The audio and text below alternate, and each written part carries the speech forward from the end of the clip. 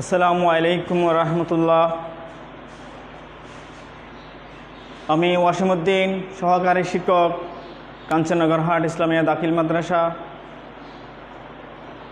আমি সর্বপ্রথম স্রষ্টার কাছে কৃতজ্ঞতা জ্ঞাপন করেছি, যিনি আমাদের এই বিশ্বব্যাপী করোনা মহামারীর মধ্যে আমরা এখনও পর্যন্ত সুস্থ আছি। সেজন্য মহান রব্বুল আলামিনের কাছে কৃতজ্ঞতা জ্ঞাপন করছি, আলহামদুলিল্লাহ। প্রিয় বন্ধুরা, শিক্ষার্থী বন্ধুরা, তোমরা কাছে দূরে যারা অনলাইন ক্লাস দেখতেছ এবং গাইডিয়ান যারা আছেন, যারা অনলাইনে কাছে দূরে দেখতেছেন, সবাইকে আমি অভিনন্দন জানাচ্ছি। এবং প্রিয় শিক্ষার্থীবৃন্দ, গত ক্লাসে আমি ষষ্ঠ শ্রেণীর সাবজেক্ট ইংলিশ সেকেন্ড পেপারের আমি বাংলায় একটি বাক্য টেন্স আকারে কীভাবে চেনা যায় সে বিষয় নিয়ে আমি আলোচনা করছিলাম। আজকে আমি একটি সেন্টেন্সকে সেটা টেন্স আকারে কীভাবে চেনা যায় সে বিষয় নিয়ে আলোচনা করব। আমার বিষয়টা হলো ক্লাস 6-এর বা ষষ্ঠ শ্রেণী, কিন্তু এই টেন্সটা প্রত্যেক শ্রেণীর জন্য, প্রত্যেক ক্লাসের জন্য, এটা প্রত্যেক স্টুডেন্টের জন্য 6 to 10 পর্যন্ত সবার জন্য ইম্পর্টেন্ট। গত ক্লাসে আলোচনা করছিলাম টেন্স প্রধানত 3 প্রকার: present tense, past tense, future tense. Present tense, past tense, future tense. Present টেন্সকে আবার 4 ভাগে ভাগ করা হয়েছে। সেটা হলো present indefinite tense, present continuous, present perfect, present perfect continuous.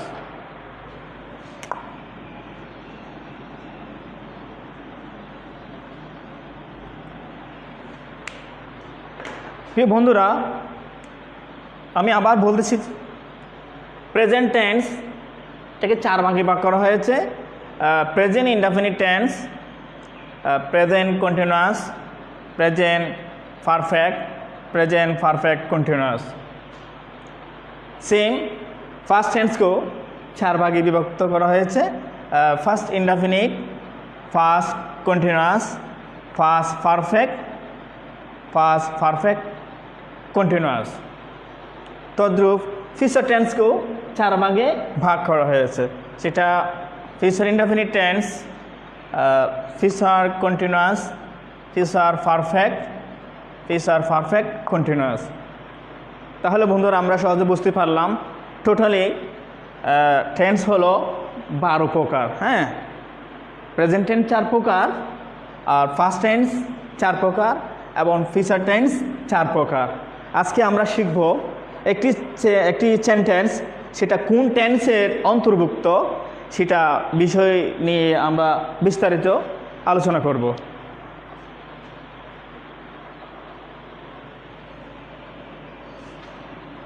তার আগে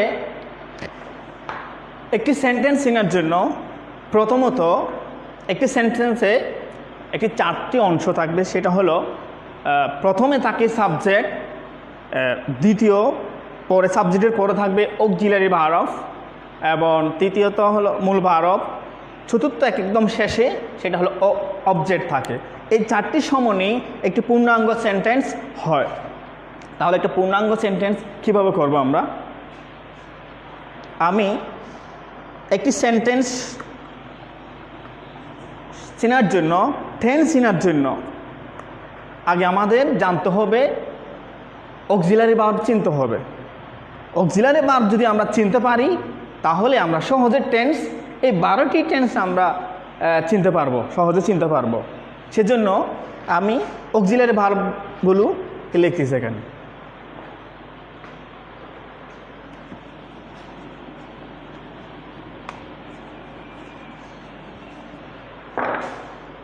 প্রিয় বন্ধুরা, আমি একটি সেন্টেন্স লিখতেছি। এই সেন্টেন্সটি আসলে কোন টেন্সে পড়ছে সেটা আমরা একটু চেষ্টা করে দেখি।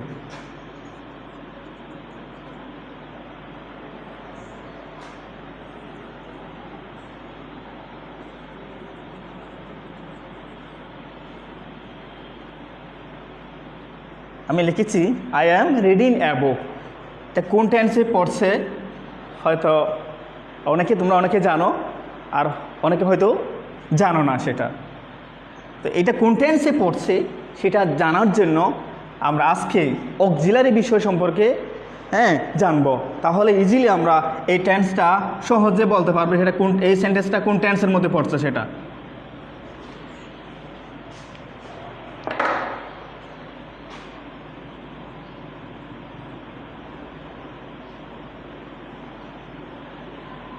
অক্সিলারি ভার্ব, আমি 12টি টেন্সের অক্সিলারি ভার্বগুলো লিখে দিচ্ছি।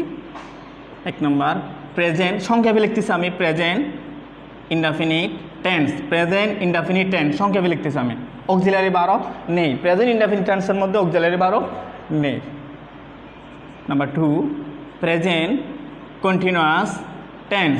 Present continuous tense auxiliary verb am, is, are. প্রিয় বন্ধুরা, তোমরা দেখতে পাচ্ছ হয়তো প্রেজেন্ট কন্টিনিউয়াস টেন্সের auxiliary verb am, is, are. একটু সবাই লক্ষ্য করো, একটু ভালো করে দেখলে হয়তো তোমরা সহজে বুঝতে পারবা। অক্সিলারি ভার্বগুলো মনে রাখতে হবে। Number 3 present perfect tense have oblique has. Present 4 number present perfect continuous tense.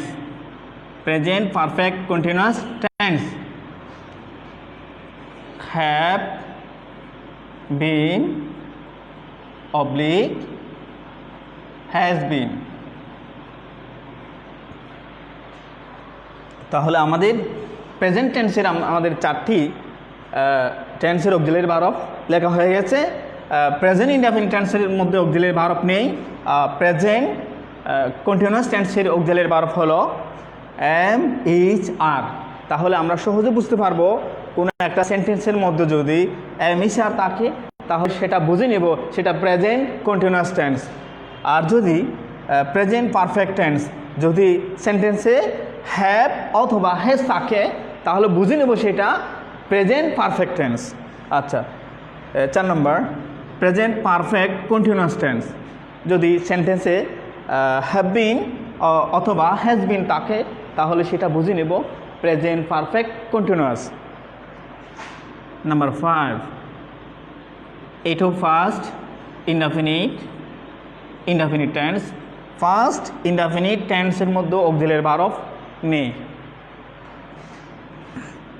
Number 6 first continuous tense auxiliary verb হলো was, war.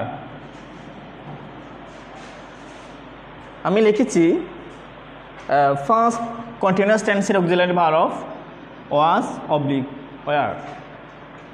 Number 7 first perfect tense auxiliary verb had. প্রিয় বন্ধুরা, তোমরা আশা করি বুঝতে পারছো। আমি বোঝানোর জন্য একেবারে ভেঙে ভেঙে লিখতেছি। লিখলাম 6 নম্বর past continuous tense auxiliary verb হলো ওয়াজ, ওয়ার। 7 নম্বর লিখলাম past perfect tense auxiliary verb হলো had. Number 8 past perfect continuous tense had been, had been। Past টেন্সের 4 প্রকার বলেছিলাম আমি। ফার্স্ট ইনডেফিনিট টেন্সের মধ্যে অক্সিলারি ভার্ব নেই, আর ফার্স্ট কন্টিনিউয়াস টেন্সের মধ্যে অক্সিলারি ভার্ব আছে, সেটা হলো was, war. Was, war. First perfect টেন্সের মধ্যে অক্সিলারি ভার্ব কি আছে? Had.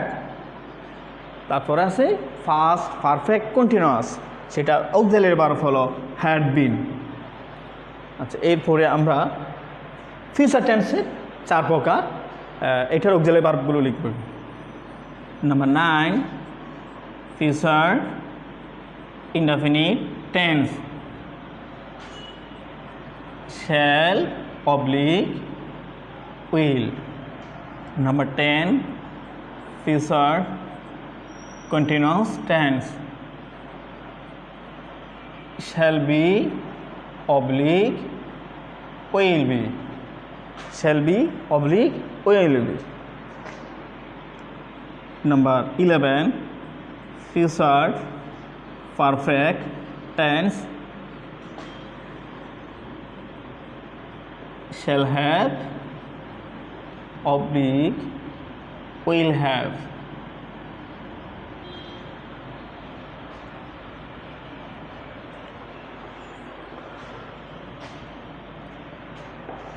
Number 12 future perfect continuous tense, shall have been oblique will have been.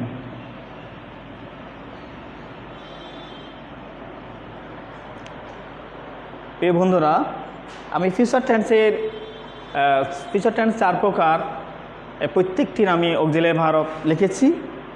Future indefinite টেন্সের অক্সিলারি ভার্ব হলো শ্যাল অবলিক উইল। তাহলে বুঝে নেব আমরা কোনো একটা সেন্টেন্সে যদি সাবজেক্টের পরে শ্যাল অথবা উইল থাকে তাহলে সেটা ফিউচার ইনডেফিনিট টেন্স। যদি shall future continuous tense, shall be oblique will be, তাহলে এটাও আমরা বুঝে নেব সাবজেক্টের পরে যদি শ্যাল বি অথবা উইল বি থাকে তাহলে সেটা ফিউচার কন্টিনিউয়াস টেন্স।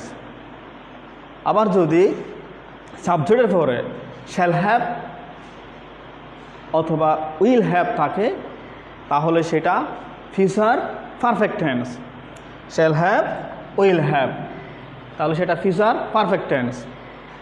আর যদি শ্যাল হ্যাভ বিন অথবা উইল হ্যাভ বিন থাকে তাহলে সেটা ফিউচার পারফেক্ট কন্টিনিউয়াস। তাহলে প্রিয় বন্ধুরা, আমরা বুঝতে পেরেছি এই অক্সিলারি ভার্বের মাধ্যমে আমরা সহজে টেন্সটা চিনতে পারলাম। আশা করি আমি একটি এক্সাম্পল দিচ্ছি, আশা করি তোমরা সহজে বুঝতে পারবা এই অক্সিলারি ভার্ব দেওয়ার পরে। তাহলে তোমরা বেছে নিতে পারবা সেটা কোন টেন্সের মধ্যে সেটা পড়ছে।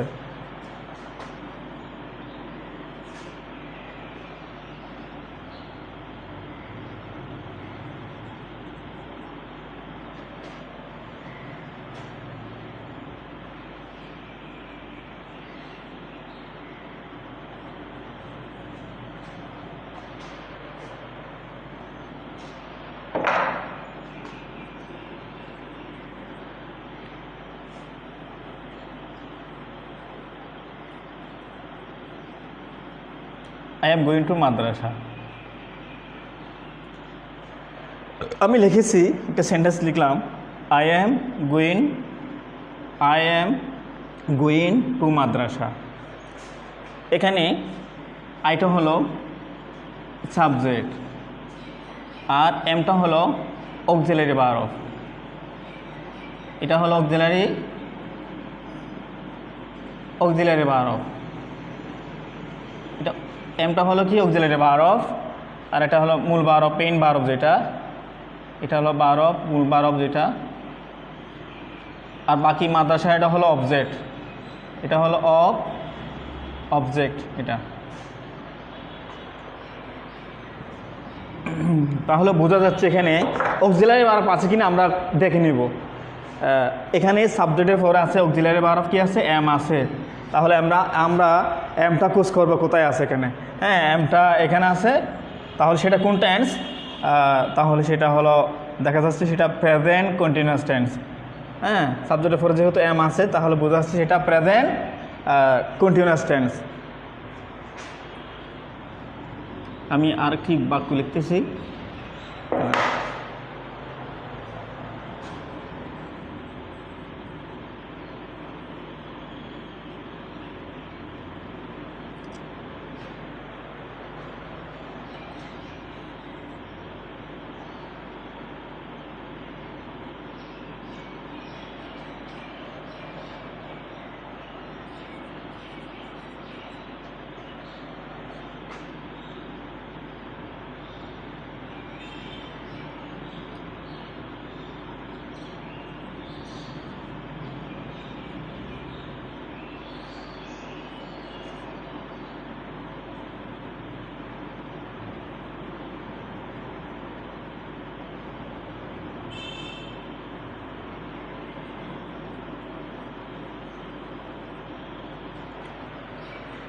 প্রিয় শিক্ষার্থী বন্ধুরা, আমি লিখেছি the will have been going to market for an hour. আমি বলেছিলাম যে একটি সেন্টেন্স চেনার জন্য অক্সিলারি ভার্ব আছে কিনা সেটা দেখতে হবে। আমরা খোঁজ করে নেব আসলে এখানে অক্সিলারি ভার্ব কী আছে সাবজেক্টের পরে।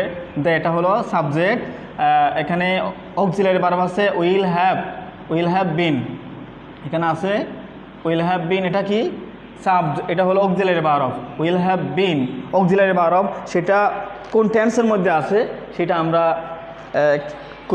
খোঁজ করবো এখানে। উইল হ্যাভ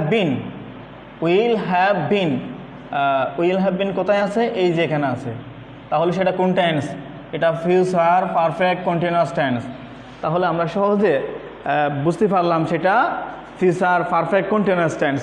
তাহলে অক্সিলারি ভার্ব যদি আমাদের জানা থাকে তাহলে যে কোনো সেন্টেন্স আমরা সহজে বলতে পারবো সেটা কোন টেন্সের মধ্যে পড়ছে সেটা।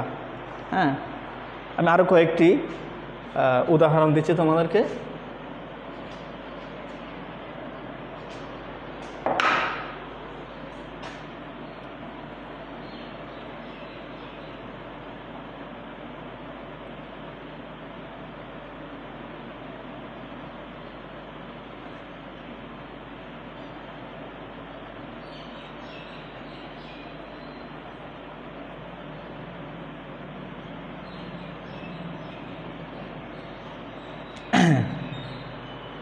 প্রিয় বন্ধুরা, আমি লিখেছি একটা সেন্টেন্স লিখেছি এখানে I am a student.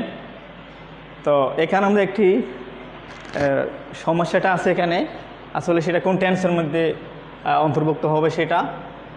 Subject I আছে, অক্সিলারি ভার্ব এম আছে, তবে এখানে অক্সিলারি ভার্বের পরে মূল ভার্বটা নেই।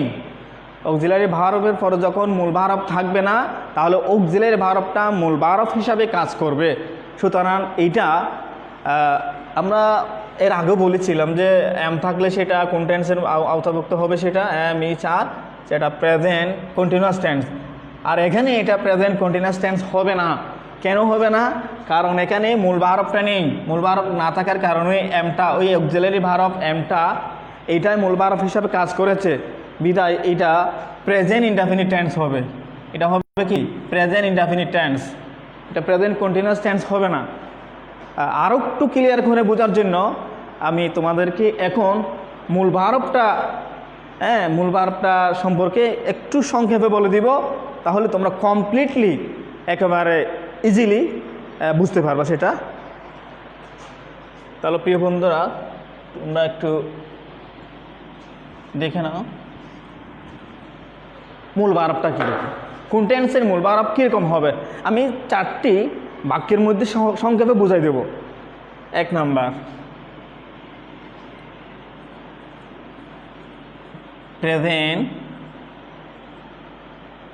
প্রেজেন্ট ইনডেফিনিট,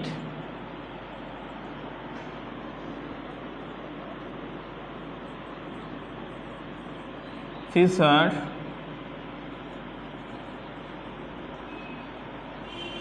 ইনডেফিনিট টেন্সের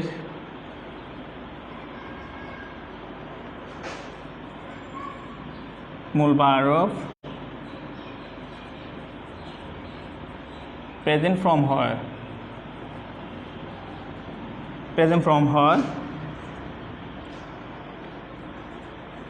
ফার্স্ট ইনডেফিনিট টেন্সের মূল ভার্ব ফার্স্ট ফর্ম হয়।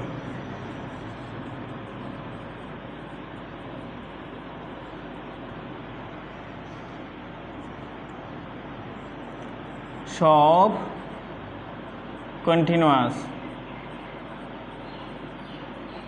কন্টিনিউয়াস টেন্সের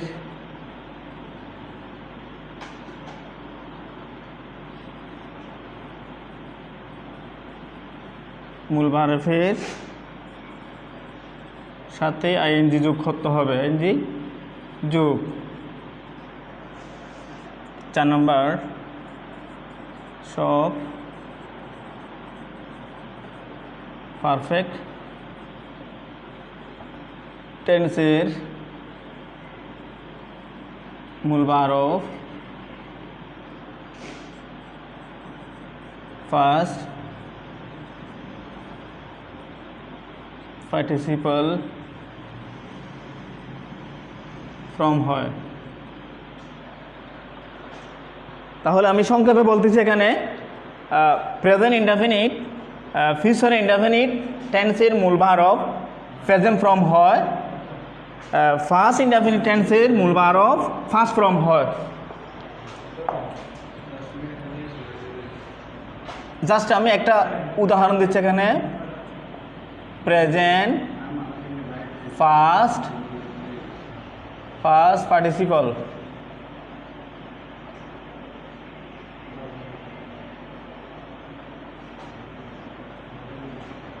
যেমন ডো হলো প্রেজেন্ট ফর্ম, ডিড হলো first form, first participle form হবে ডন, ফার্স্ট পার্টিসিপল ফর্ম হবে কি ডন। আমি আবার বলতেছি, নাম্বার 1, এই 12টি টেন্সের মধ্যে কিভাবে মূল ভার্বটা চিনতে পারবা, কি হবে, কোন টেন্সের মূল ভার্ব কীরকম হবে। প্রেজেন্ট ইনডেফিনিট ফিউচার ইনডেফিনিট টেন্সের মূল ভার্ব প্রেজেন্ট ফর্ম হয়। এই প্রেজেন্ট ফর্ম মনে করো ডু, এটা প্রেজেন্ট ফর্ম এটা। তাহলে 2টা টেন্স আমাদের শেষ। এরপর আছে 10টি এখানে, হ্যাঁ। তারপর আছে ফার্স্ট ইনডেফিনিট টেন্স। তাহলে ফার্স্ট ইনডেফিনিট টেন্সের মূল ভার্ব ফার্স্ট ফর্ম হয়। তাহলে ফার্স্ট ফর্ম বলতে এখানে কোনটা, ডিড, এটা ডিড হবে। তাহলে 3টা গেল এখানে, আর আছে 9টি। সব কন্টিনিউয়াস টেন্সের মূল ভার্ব এর সাথে আইএনজি যোগ হবে।